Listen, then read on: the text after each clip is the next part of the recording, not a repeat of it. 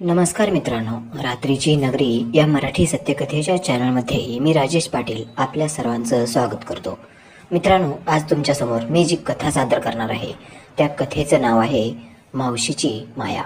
या अगोदरच्या 2 कथा मी तुमच्यासमोर आपल्या चॅनलवर सादर केल्या आहेत. आज मी तुमच्यासमोर झावड मावशी किंवा झवाड मावशी या कथेचा 3रा भाग सादर करत आहे.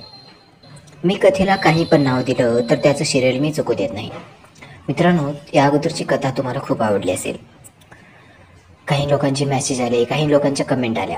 जाऊ द्या, बाकी काही सर्व विषय सोडून मी अगोदर हे जे काही झालं ते काहीच न सांगता पुढं काय घडलं हे तुमच्यासमोर सादर करणार आहे. मावशीच्या शरीराचा उपभोग घ्यायचं मी ठरवलं होतं. मी खूप प्रयत्न करत होतो ती माझ्या पट्ट्यात यावी, परंतु मावशी खूपच चतुर होती. काही जरी झालं तर ती धाग्याला दोरा लागूच देत नव्हती. मला आत घ्यायचा काही विषयच येऊ देत नव्हती. ती एक ना अनेक कारणं सांगायची आणि माझी पहिलीच वेळ आहे असं म्हणल्यामुळं मग तर ती जरा बावचलीच होती. ती मला म्हणाली, राजेश, या अगोदर कसं कसं काय काय घडलंय याबद्दलचा तिनं मला रेफरन्स दिला आणि सुरुवातीचा कार्यक्रम ती का करू देत नाही हे पण तिनं मला सांगितलं. मग मी तिला म्हणालो, मावशी, माझा सोन्या इतका मोठा आहे ना, तू फक्त एकदा चान्स देऊन बघ. ती मला म्हणाली, त्या सोन्याच्या आकारावर काहीच नसतं. सर्व काही आपल्या बुद्धीची आणि ताकदीचा खेळ असतो. त्याच्यामुळं तू तुझा सोन्या किती मोठा आहे, किती लांब आहे हे सर्व काही मला नको सांगू. मला फक्त तू तृप्त करू शकतोस का बघ. आणि ज्या वेळेला प्रणालीच्या भावानं मला आणि प्रणालीला ठोकून काढलं होतं तेव्हापासून मी कधी कोणाच्या खाली झोपायचं नाही असं ठरवलं होतं. इकडे नवरा पण मला एकदम संतुष्ट करतो, त्याच्यामुळं मला तुझ्यासोबत झोपायची काही इच्छाच नाही. बघ विचार करून. मग मी म्हणालो, तू बघ, तू जर मला चान्स दिलास ना तर मी तुला नक्की तृप्त करेन. मग मावशी म्हणाली होती की मी एकदा विचार करून बघते. आता मावशी कधी विचार करणार आहे काय नाही, मी कसं पाठीमागं लागू शकत होतो. त्याच्यामुळं मी जर मावशीच्या जास्त मागे लागलो, तिच्या मागे पुढे करू लागलो तर मी जास्तच एकदम हावऱ्यासारखा करतोय असं तिला वाटलं असतं आणि तिनं मला इग्नोर करायला सुरुवात केली असती. त्याच्यामुळं आता मीच स्वतःच मावशीला इग्नोर करायला सुरुवात केली. जाऊ दे, आपल्याला काय करायचंय. ती मला बोलली की मी तिला बोलायचं नाही, कधी विचार करणार आहे, कधी सांगणार आहे. तिला जेव्हा विचार करायचाय तेव्हा करल आणि जेव्हा सांगायचंय तेव्हा सांगल असा विचार करून मी जरा शांत बसलो.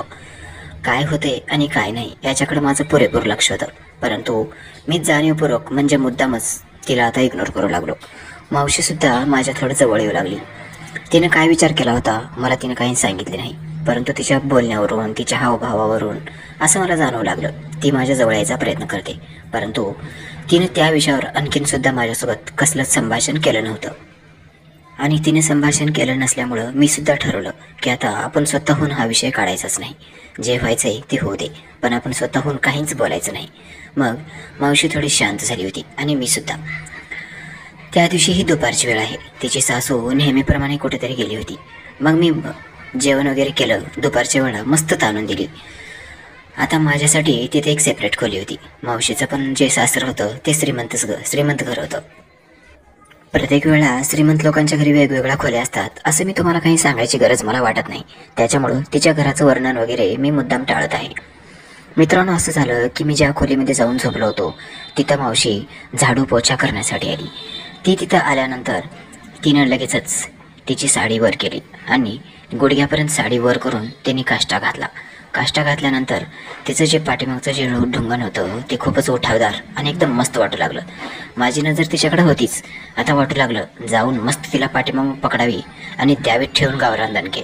परंतु असं काही करायची माझी इच्छा नव्हती. असं जर काही केलं आणि जर आवडलं नाही तर मग मात्र माझे राहायचे सुद्धा वांदे होणार होते. काय करावं आणि काय नाही मला काही नव्हतं. तिच्या त्या भरदार शरीर घ्यायचं माझ्या मनामध्ये एकदम ठसठसून भरलं होतं. काहीही जरी झालं तरी तिच्या त्या भरदार शरीराचा उपभोग घ्यायचाच, तिला एकदम मस्त ठोकून काढायची असं मी मनोमन ठरवलं. माझ्या मनामध्ये दोएंदू चालू होतं. एक मन म्हणायचं, जाऊ दे, उगं करू नकोस कुटाणा, तुला अनेक स्त्रिया मिळतील, अनेक पोरी मिळतील, तू कशाला लागलायस हिच्या नादाला आणि इतका भाव खाते तर जाऊ दे, हिचा नादच करू नकोस. परंतु माझं दुसरं मन मात्र तिला सोडायला तयारच नव्हतं. इतक्या वर्षापासून माझी लालसा होती तिला मिळवायची आणि आता जर ती मला मिळाली नाही तर मग मात्र मी आणखीन जास्तच बेचैन होणार होतो. काय करावं आणि काय नाही खूपच टेन्शन आलं होतं. मग हळूहळू मी माझा हात खाली घेऊन जाऊ लागलो. माझा हात माझ्या सोन्याकडे कधी गेला मला काही समजलंच नाही. ती माझ्याकडे पाठमोरी होऊन समोरच्या बाजूची फरशी धुवत होती. तिचं पाठीमागचं बॅग माझ्या नजरच पडत होतं. ते भलं मोठं ढुंगण बघून माझी कामवासना चाळवली जात होती. मी स्वतःच्या मनावर ताबा ठेवू शकत नव्हतो. म्हणून मी उठलो आणि उठून तिच्या पाठीमागे जाऊन उभा राहिलो. आता वाटलं तिला पाठीमागूनच धरावी आणि चालू करावा आपला खेळ. परंतु दुसऱ्या क्षणाला मी स्वतःवर कंट्रोल केला. नकोच, असं जरी केलं ना तरी पण कुठं होणारच आहे असं मी माझ्या मनामन ठरवलं आणि आणखीन थोडा विचार केला आणि जरा शांत झालो. काही वेळ गेला. जरा विचार करून करून मी स्वतःवर ताबा कसा तरी मिळवला आणि परत मी त्या पलंगावर जाऊन पडलो. पलंगावर पडल्यानंतर परत मी माझी नजर मावशीकडे वळवली आणि बघितलो तर मावशीची नजर समोरच होती. आता तो हॉल खूप मोठा होता. मावशी एकदम मन लावून फरशी घासण्यामध्ये व्यस्त होती. मग मी माझा अगोदरचा डाव प्ले करायचं ठरवलं. मी अगोदर जसं करायचो तसंच मी माझ्या सोन्याला बाहेर काढलं आणि माझ्या चड्डीच्या बाहेर त्याला काढून मी डोळे मिटून पडलो. आता यावेळेला मात्र मी माझा सोन्या अशा पद्धतीत बाहेर काढला होता की मी झोपेमध्ये पाय वर केल्यामुळं माझी चड्डी लूज आहे आणि त्या चड्डीतून तो बाहेर आला आहे असं तिला वाटावं. अशा एकदम फुल ॲक्टिंग केली आणि माझा एक पाय वर करून मी बिनधास्तपणे पडलो. मावशी अगदी थोडा वेळ समोर बघून फरशी धुवत होती. तिची तिकडची बाजू फरशी धुवायची झाली होती. मग तिनं साहजिकच तोंड माझ्याकडे आता वळवायलाच पाहिजे होतं आणि मी हळूवारपणे माझा एक डोळा अर्धवट उघडला आणि बघितलं तर मावशी हळूहळू माझ्याकडे तोंड फिरवत होती. तिची फरशी पुसायची दिशा आता बदलली होती. अगदी थोड्याच वेळात तिचं पूर्ण तोंड माझ्याकडे होणार होतं हे सुद्धा मला समजलं.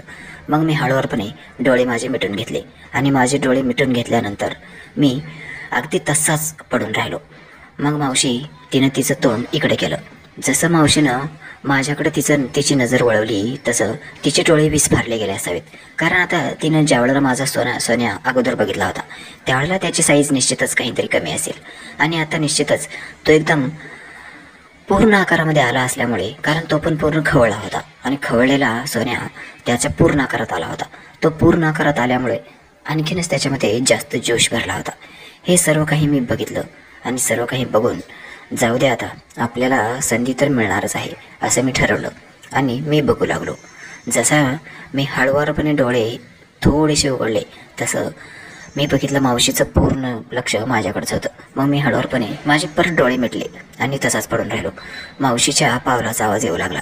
तिच्या पायामध्ये जे पैंजण होतं त्या पैंजणाचा आवाज माझ्या कानावर पडू लागला.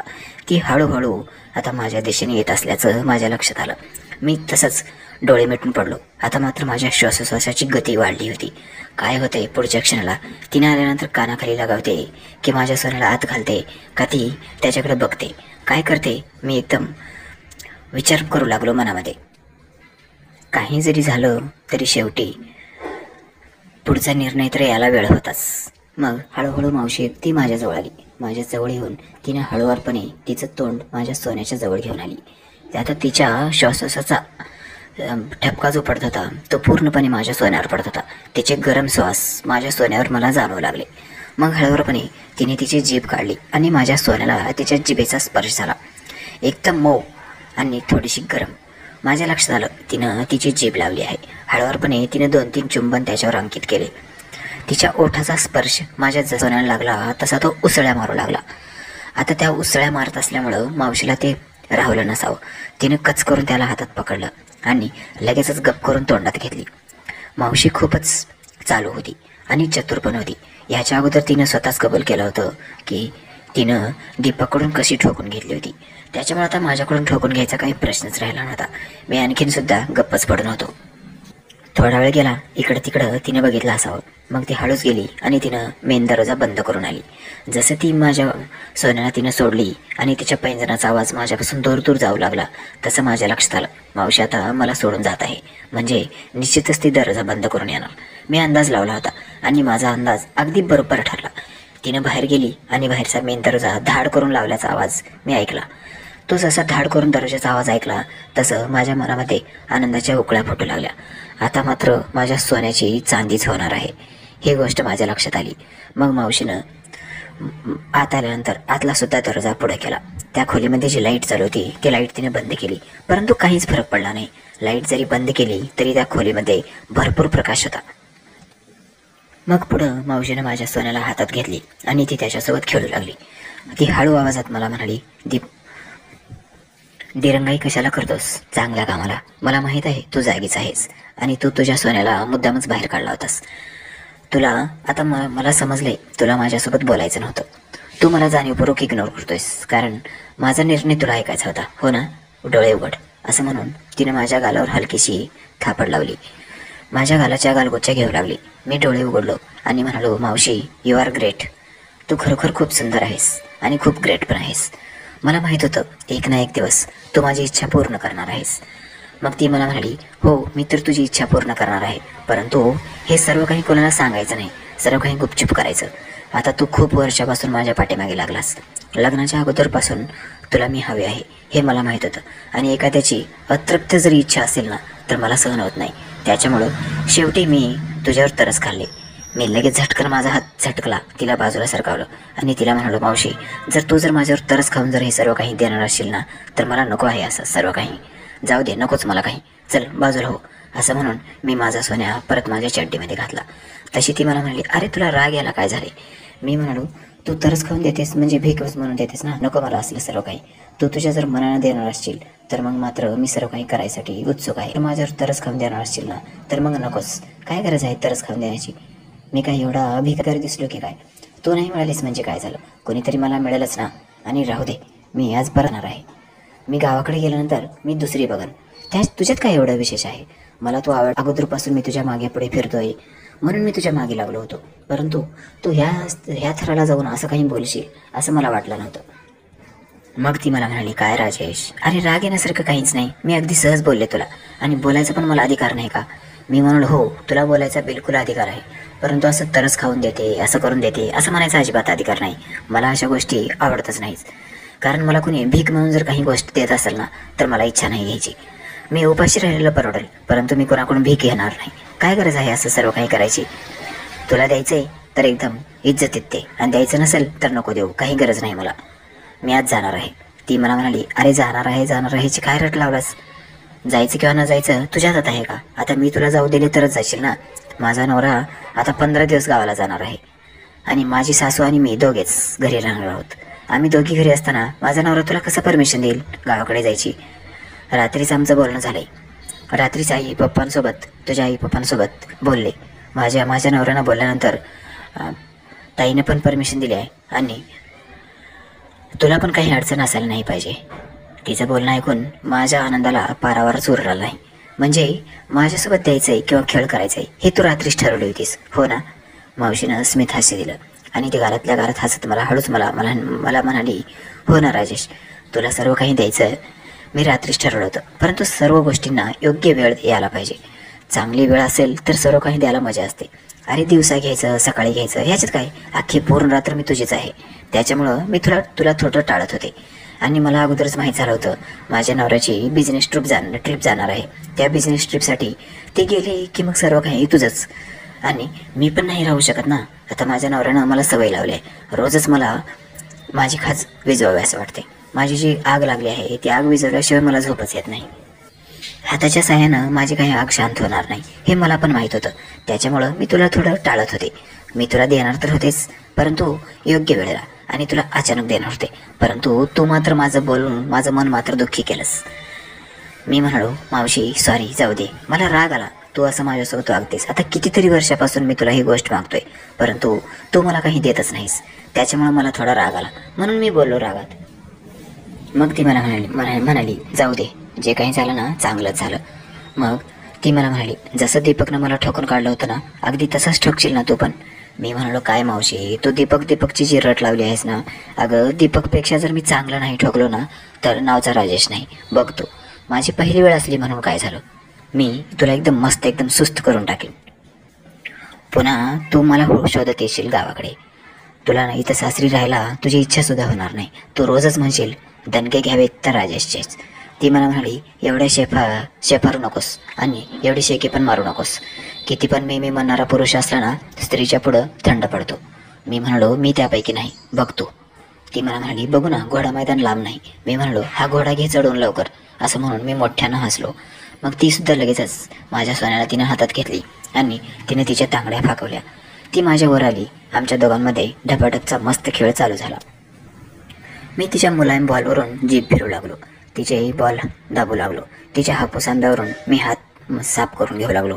आता माझ्या मनातल्या ज्या काही अतृप्त इच्छा होत्या, माझ्या मनामध्ये तिच्याबद्दलच्या ज्या काही इच्छा अतृप्त होत्या, त्या सर्व इच्छा मी आज तृप्त करून घ्यायचं ठरवलं होतं. अगदी मन लावून मी आता मावशीला ठोकू लागलो होतो. मावशीसुद्धा तिच्या तोंडातून मादक आवाज बाहेर काढू लागली. ती सुद्धा अगदी तृप्त होऊ लागली होती. जसं माझे दणके ढपाढप बसू लागले तशी ती मला म्हणाली, राजेश, तू म्हणतोस ना ते खरोखरच आहे. तुझ्या अंत खूपच आहे. चांगले 15 ते 20 मिनिटं मी मावशीला ठोकून काढली. मित्रांनो, ही कथा आणखीन संपलेली नाही. या कथेचा आणखीन एक भाग मी तुमच्यासमोर सादर करणार आहे. आता वेळ संपलेला आहे म्हणून मी थांबतोय. कथा तुम्हाला नक्कीच आवडली असेल. भेटूया कथेच्या पुढील भागामध्ये. आणि हो, तुम्ही आत्तापर्यंत जर आपल्या चॅनलला सबस्क्राईब केलं नसेल तर कृपया आपल्या चॅनलला सबस्क्राईब करा. प्लीज यार, सर्व काही मोफत आहे ना. Bye bye.